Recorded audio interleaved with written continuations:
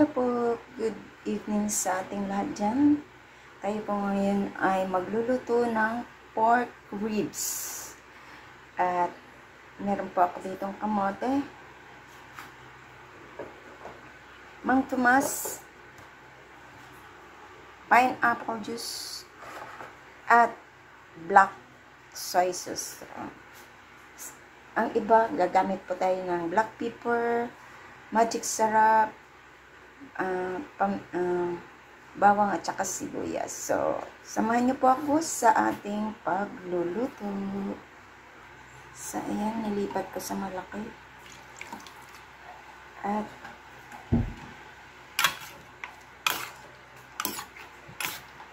ano natin dito sa marinate natin. Black pepper,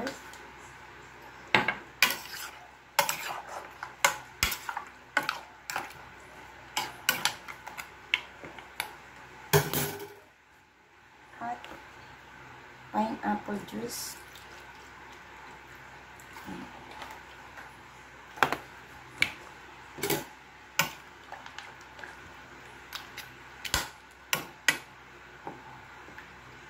yan. So, i-marinate po natin siya for 30 minutes. So, ayan na yung ating kamote. Piprituhin na lang po natin para maluto na.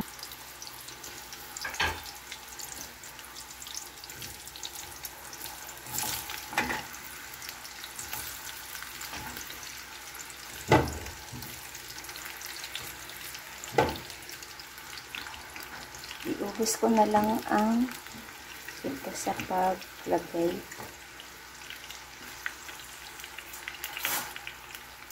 Para sana lang.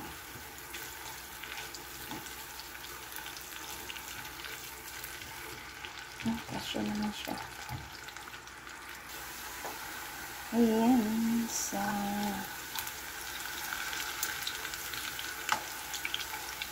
paliktarin na natin ang ating kamote.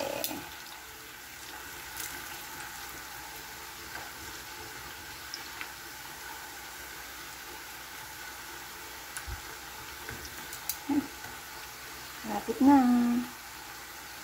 So, ayan na. Ito na ang ating kamote.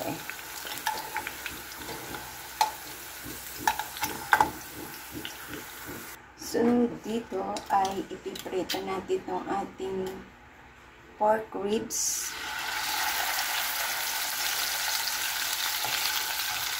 Pwede rin lagain muna, pwede rin. Depende sa inyong style kung paano maging madali.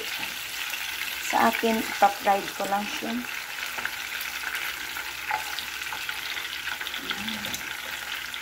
Wala kasi akong makitang ribs na bone.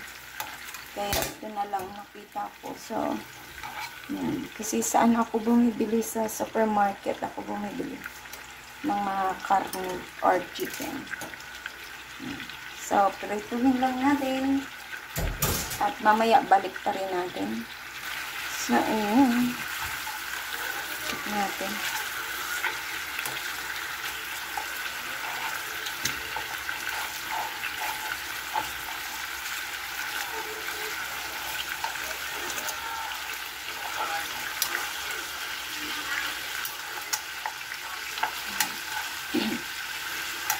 Habang nagtatakbuhan ang trainer ay nagluluto ako.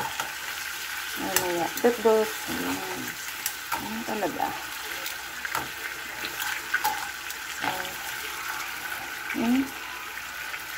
So, ayan, nag-brown na siya. So, hanguin po natin at isang tabi muna. So, ayan, nagsalang ako ng kawali at kumuha ako ng mantika mula doon sa ating pinagprituhan. At ilagay natin yung sibuyas at bawang.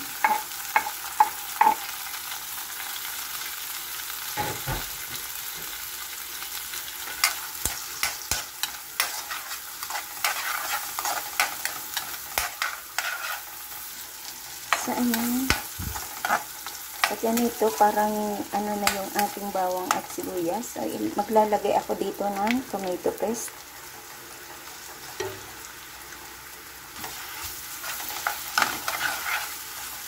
At ihalo lang natin tong ating ginisang sibuyas at bawang dito hanggang mapula siya.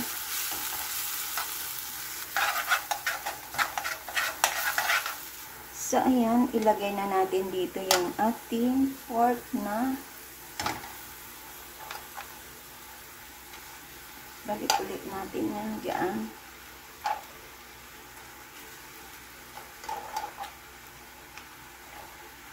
At ilagay na rin natin yung ating pinag-marinitan.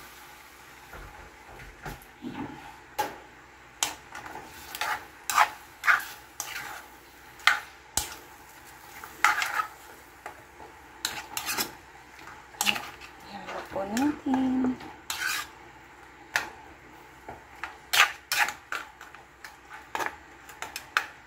So, ayan, magdagdag tayo dito ng tubig kasi kailangan nating lutuin ang ating pork ribs. Ayan. So, pakulaan po natin ang ating pork ribs para maluto ang ating karne na andyan nakadikit sa ating pork.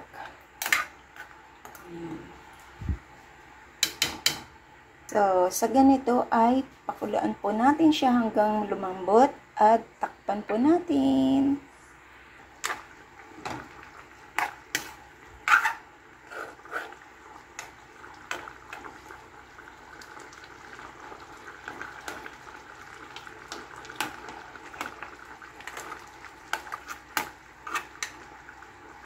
So, ayan, timplahan po natin siya na lagay ko yung natira kong magic sarap. Ayan, konti lang lagay natin. At maglalagay din ako ng kaunting patis.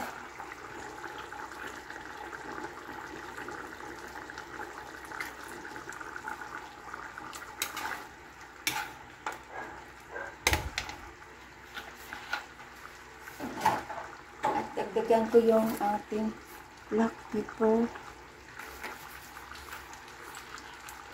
Lagyan ko pa siya ng chili sauce.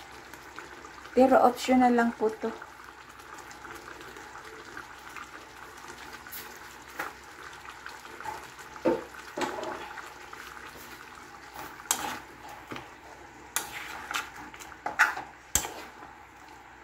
Yung kanyang ay pakantik na. Masaya, kailangan nating lagain talaga itong ating karne para maging malambot. Ayan.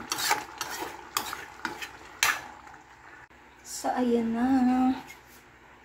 Iyan na natin ang apoy kasi hininaan ko. So, lagyan ko po siya ng Mang Tomas.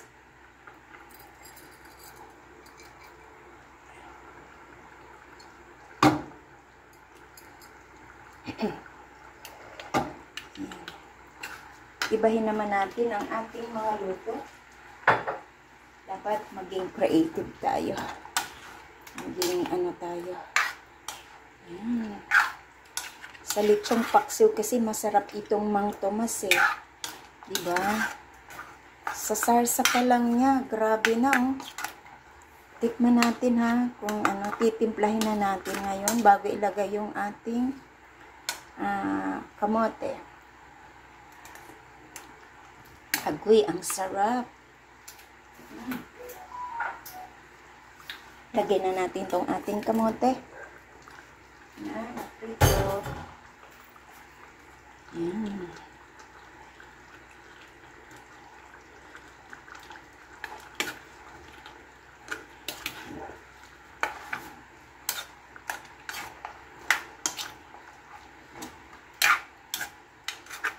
So, sa ganito,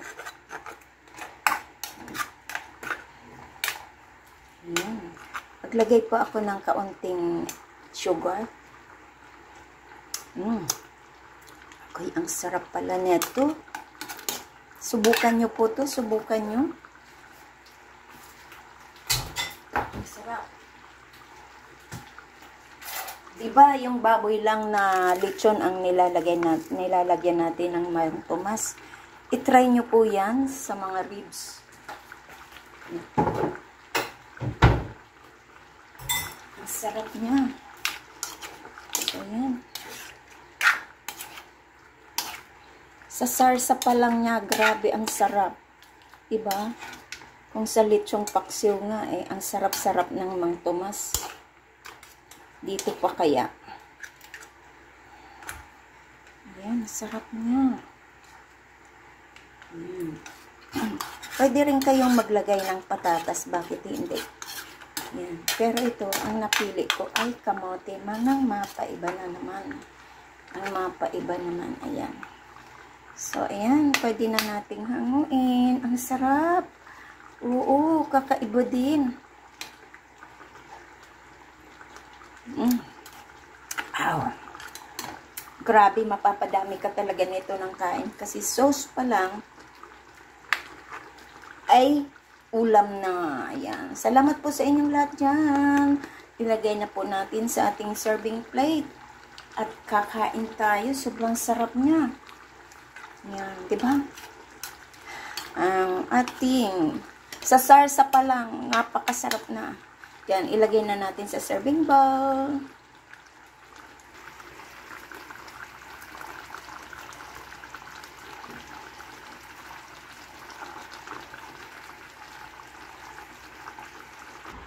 So, andyan na po ang ating pork na merong Mang Tomas, sinantumasang pork ribs, ating kusina. Ayan, sobrang sarap oh. Malapot ang sarsa niya. Grabe. Ayan. Salamat po sa inyong lahat. At mega love shoutout. This is Lori's Kitchen. At sa hindi pa po nakasubscribe ng aking channel, please do subscribe and hit the bell button para lagi kayong updated sa aking mga lulutuin. Ayan. Tara, kain na tayo. This is Lori's Kitchen. Thank you and see you on my next vlog. Bye!